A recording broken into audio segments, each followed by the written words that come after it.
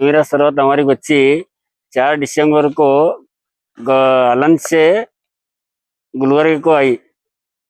आने के बाद हॉस्टल पहुंचने के बाद फोन करिए, हॉस्टल को आके पहुंची बोल के। फिर हॉस्टल वाले हमारे को क्या बोले, 3:34 को फोन करके खुदकुशी कर ली बोल के, फांसी लगा ली बोल के बोले रूम में।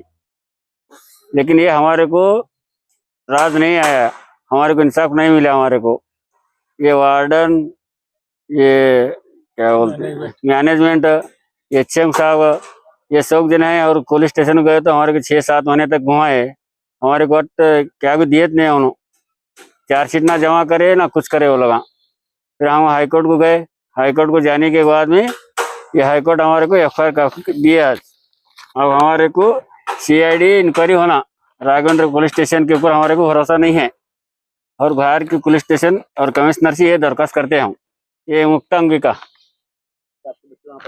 हाँ हमारी बच्ची वहाँ पढ़ती थी, हॉस्टल में थी 2 साल से। हमारे पूरा हॉस्टल के मुक्ता अंगिका के हॉस्टल के मैनेजमेंट को सके। हाँ, पुलिस कमिश्नर साहब से हम रिक्वेस्ट करते हैं कि हमारे जो तहकीकात है सीबीआई से तहकीकात होना चाहिए, कल के नहीं बाहर के रहना। हाँ, हमारे को इतना, वहाँ हम उनके वालिद हैं, बादशाह मकानदार। मेरी भांजी नमीरा सरवत जो मुतैया हॉस्टल में पढ़ती थी, वो फर्स्ट ईयर कंप्लीट करके सेकेंड ईयर चल रहा था उनका। और जिसके मुक्तम भी हॉस्टल में गर्ल हॉस्टल है, वहाँ पढ़ती थी। तो और कॉलेज भी वहीं है, वो पढ़ रही थी। तो 4 दिसंबर के दिन हमारी बच्ची आलम से आती है। आने के बाद में हॉस्टल पहुँचे बोल के फ़ोन आता है हमको। रास्ते में गाड़ी ख़राब भी थी, पापा लेट हुआ थोड़ा बोल के 10:30 बजे फ़ोन आता है, 10:30 के लगभग हमारे को, कि अब मैं खैरियत से पहुँची हूँ, हॉस्टल में छूँ बोल के। और हमारे बच्चे हॉस्टल में पहुँच चुकी थी। पहुँचने के बाद में से नेक्स्ट कॉल आता है हमको 3:44 पे। आने के बाद में हमारे को ये बोला जाता है कि भाई तुम्हारी जो बच्ची है नमीरा सरवत, जो सेकेंड ईयर में पढ़ रही थी, वो जो है सुसाइड कर ली बोल के। हम बोले ऐसा कैसा सुसाइड कर ली? बोले तो वो तुम आकर देखो बोल के प्रिंसिपल साहब फ़ोन करते हैं हमारे मैनेजमेंट से। करने के बाद में हम जब पहुँचते देखते तो क्या है, सुसाइड करिए बोल के बोले हमको। बोलने के बाद में पुलिस डिपार्टमेंट वाले बोले हमको सुसाइड कर लिए तुम्हारे बच्ची बोल के। बोलने के बाद ठीक है बोले। फिर जब पुलिस डिपार्टमेंट वाले आए, करे इन्वेस्टिगेशन चालू करे, फिर उसके बाद में जो है ना पोस्टमार्टम करे। पोस्टमार्टम करने के बाद में हमको यही दिलासा दिए कि भाई एफआईआर बन रहा है, एफआईआर बन रहा बोल के बोले। एफआईआर बन रहा, एफआईआर बन रहा बोले तो ठीक है बोले हम। अब उसके बाद में एफआईआर तो बना नहीं, यूडीआर दिया हमारे को। जब हमारे को यूडीआर देने के बाद में हम एफएसएल रिपोर्ट के अस्तर, इसके अस्तर पुलिस वाले हमारे को 6-7 महीने से घुमाए। घुमाने के बाद में एफआईआर तो नहीं दिए, यूडीआर दिए।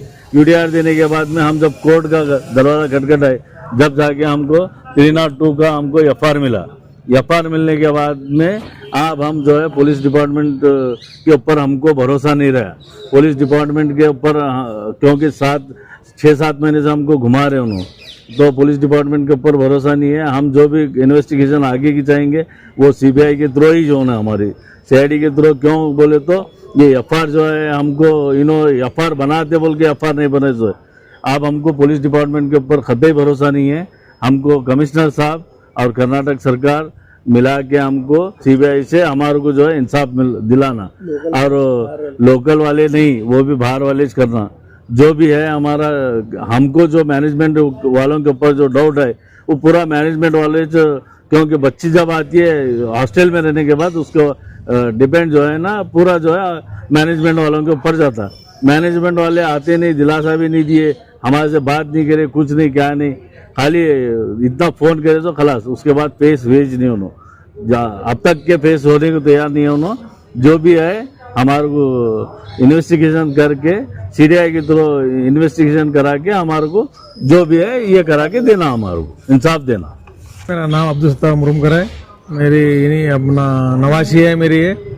और इन्हें 4 दिसंबर को सुबह में 7:30 बजे मकान में खाना खा के बस स्टॉप पे आके बस में बाप उनके छोड़े कटगंजी पे आके फ़ोन करी बच्ची कि बस फेली अब्बा, फिक्र मत करो, मैं यहाँ हूँ, मैं बाद में पहुँचता हूँ बोल के। उसके बाद में जब हॉस्टल है 10:30 बजे पहुंचे अब्बा मैं यहाँ आके, तुम कोई फिक्र मत करो मेरी, मैं हॉस्टल में पहुंचूं बोल को बोली बच्ची।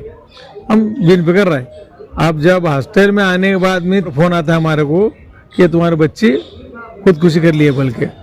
बच्ची जब मकान से हंसते खेलते हुए आने के बाद अब वो कुछ भी उसका सवाल ही नहीं, चलो भाई कुछ तो उसका ये है वो है, कुछ भी नहीं है।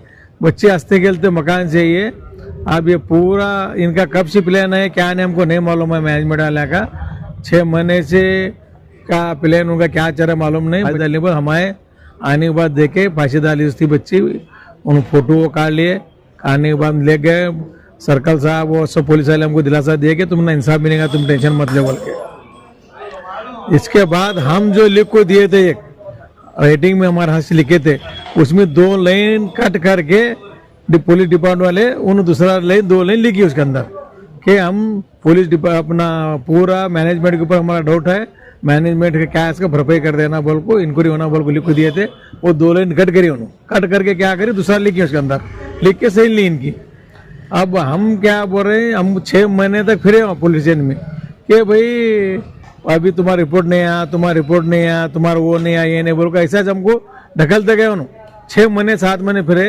जब हम फिर के बेजार का आने के बाद में हम क्या करें, कोर्ट गए, हाईकोर्ट गए। हाईकोर्ट जाके जब हाईकोर्ट जाके हम हाईकोर्ट में जब डाले, जब कमिश्नर साहब बुलाया गया, कमिश्नर साहब आके जब FR करने लगे, जब FR बने हमारा, अब FR दिए हमारे को, वो अब FR मिले हमारे को 302 FR बना के दिए हमारे को।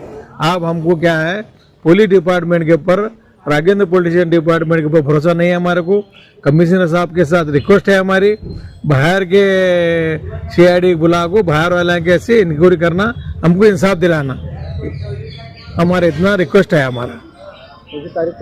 4 तारीख दिसंबर को ये हंसता होगा। वहाँ पर पुलिस वालों से जाकर नहीं मिले क्या? मिले, आए थे पुलिस वाले पूरे। हम सीधा हॉस्टल है, हॉस्टल के पुलिस वाले सब आए थे।